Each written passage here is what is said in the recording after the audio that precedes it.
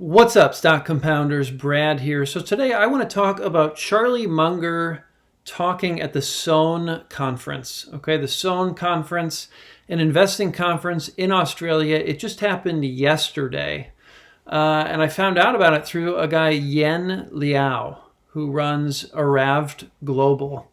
And Yen, pitched a stock that he thinks could 10x in the next decade. That idea is GitLab. I haven't dug into GitLab yet, but I've been reading some of the articles that have come out from the Sohn Conference on, what Charlie Munger talked about. And I wasn't able to watch Charlie talk. I think it's behind a paywall to be able to see Charlie's presentation at this conference. But I wanted to comment on some of what people are reporting on what he said in this conference. So Berkshire's Munger says now even crazier than Dotcom bust. Okay, a very predictable title for a Charlie Munger talk. It seems like that's a lot of what we've been seeing from Charlie over the last couple of years. But he says a few other things in here that caught my attention. Charlie Munger told a conference Friday that markets are wildly overvalued in places and that the current environment is even crazier than the dot-com boom of the late 1990s that subsequently led to a bust. I consider this era an even crazier era than the dot-com era, Munger, 97, said at the Sohn Conference in Sydney. Munger also said he wished cryptocurrencies didn't exist and praised China for taking action to ban their use. I wish they'd never been invented, he said, and again, I admire the Chinese. I think they made the correct decision, which was simply to ban them. In my country, English-speaking civilization has made the wrong decision. I just can't stand participating in these insane booms one way or another. So, Charlie, it's really getting to Charlie, this whole cryptomania that's going on. And, on the one hand, it's really easy to understand why this bothers him. I think what he's seeing, there's so many people piling into cryptos because they see it going up, right? It's this speculative mania where the vast majority of them are going to get burned. Okay, at the end of the day, they're going to be much worse off because they participated in this crypto mania than if it had never happened in the first place, like China, where they're just shutting it down. So it makes a lot of sense that he's concerned. He's concerned about the young people, primarily really piling so much money into this mania. The thing that makes me a little bit concerned about what Munger says regarding cryptocurrencies is that while I think there's value in discouraging people from engaging in behavior that's really going to get them into trouble, that's going to cause them hardship to lose money, there's at the core, right? And this is true of any mania. At the core, there's a kernel of truth behind why people are getting so excited, right? And for crypto, it's really this decentralization, this ability to send payments, to send money to other people without this third-party intermediary that's quite greedy in a lot of cases, right? Banks that charge these fees to move money around from one place to another. It's this beautiful decentralized way that people can trust one another, even without knowing who they are. So it's a beautiful technology that underpins this mania that we're seeing. And my concern with Munger speaking this way is that he's discouraging value investors, primarily, from spending time trying to understand this technology and really what it's setting the stage for moving forward 10 or 20 years from now. All of the technological innovation, the shifts that we're going to see in many different industries. And this is something that Guy Spear has talked quite a bit about recently. His talk at the Kolkata Value Investors Club, a little bit with the European Value Investors Conference. Guy Spear is really of the opinion right now that everything that he's really learned over the last 2 decades, much of that he's having to unlearn, because the way to judge the value of a business these days, it's shifting. Okay, it's so much less now on tangible assets, like property, like real estate, like actual goods, inventory, and it's really shifting over to intangibles, brand, technology, patents. And that poses a real problem. That poses a real challenge for value investors who are used to looking at investments through one particular lens. I don't think Charlie Munger is doing value investors any favors by speaking this way about cryptocurrencies. I understand why he's speaking this way, but it's concerning to me because I do think, like Guy Spear, that there's a lot of disruptive innovation coming.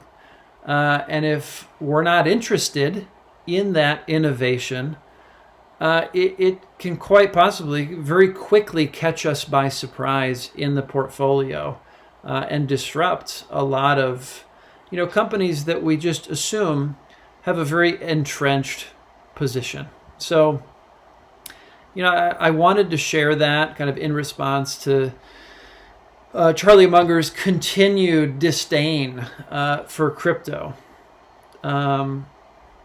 Let's see. So he talks about China relations as well. The veteran investor weighed in on China's global relations, urging Australia, of course this conference took place in Australia, to play a role in bridging differences between the Asian nation and the U.S. I think Australia, with its deep involvement in China, can be in a constructive position. Australia can encourage the U.S. and China to be more reasonable, to kind of meet in the middle. Munger, who was speaking after Buffett's Berkshire cash pile hit new heights at $149 billion in the third quarter, also said he was bullish on renewable energy. So Munger does have some exposure to renewable energy, I think largely through BYD, which is a position owned both by Liow. Lilu's Himalaya Capital is where Munger has some of the family assets, and also in Daily Journal has some exposure to BYD as well. I can't remember if Berkshire Hathaway owns BYD anymore. I'm pretty sure they did at one point. I don't know where that stands today. But that's cool to see Munger kind of tipping his hat to the renewable energy industry. I love the fact that we're rapidly reducing the burning of coal and the burning of gasoline and diesel. I think that's a smart thing for the world to be doing, and it would be smart even if there were no global warming. I assume he's referring to pollution and the other effects of burning fossil fuels as opposed to generating from cleaner sources. So that's one article that kind of covers, a lot of the meat of what Charlie Munger brought up in the Sohn Conference. Let's see if there's anything different in this one, which is from the Sydney Morning Herald. Lashes crypto, wary of booming markets. Let's see. Backed China's ban on digital assets. We covered that. Calming tensions between China and U.S. Let's see, is there anything new here that we didn't cover?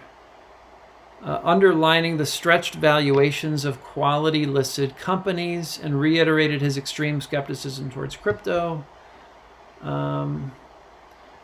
Said the investing environment was a little more extreme than what he had seen in his decades of experience.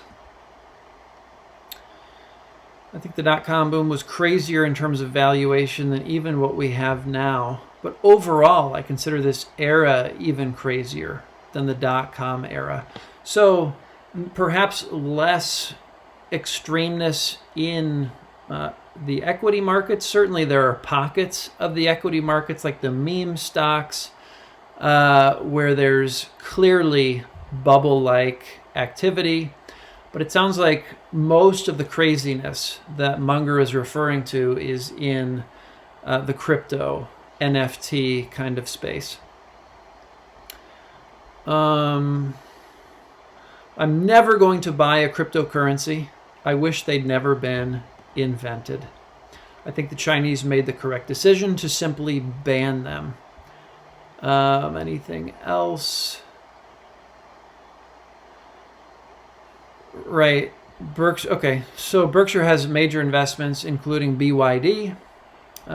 Munger highlighted its long-term growth, though he added almost every capitalist was less enthusiastic about China than they were a year ago.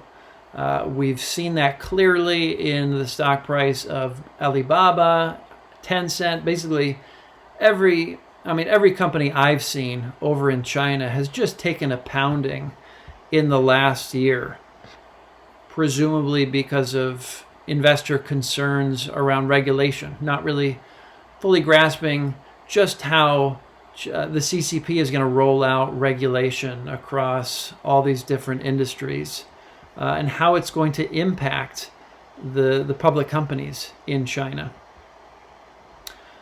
So I think that's kind of most of what I wanted to cover from what Charlie Munger said at the Sohn Conference. He talks about Costco. Charlie loves Costco. Okay, this has been true for many years. On specific companies, Munger said he was a big fan of Costco, which he said was a highly efficient retailer that he predicted could eventually be a fierce competitor to online retail giant Amazon.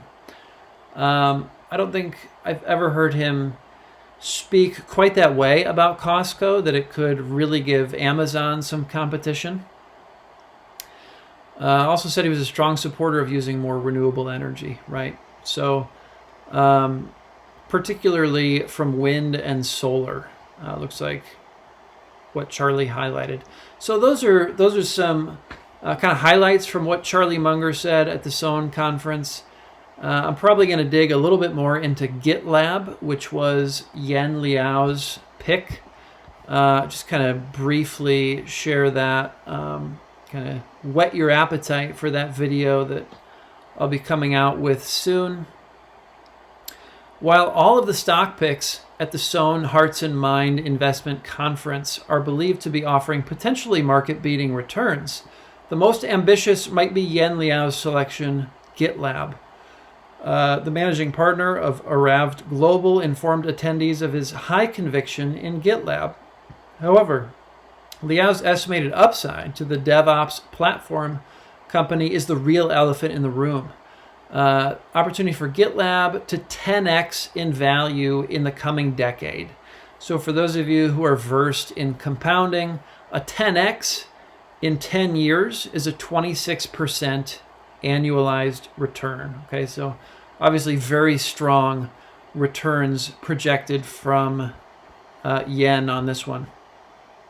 He stumbled upon the company while researching Atlassian, which is an Australian company. Atlassian hones in on one specific piece of the DevOps stack. GitLab offers an end-to-end solution. So that's just kind of whetting your appetite for the investment thesis behind GitLab. And I'll be digging more into that, like I said. Let me know if you guys were able to attend the Sohn Conference and if you had any highlights from it. Let me know in the comments. I'm definitely interested in what you guys picked up, because there are some very premier investors that are invited to present at the Sohn Conference every year. So anyway, guys, just wanted to share my take on what Charlie Munger said. With that, I will leave you all till the next video. Take care.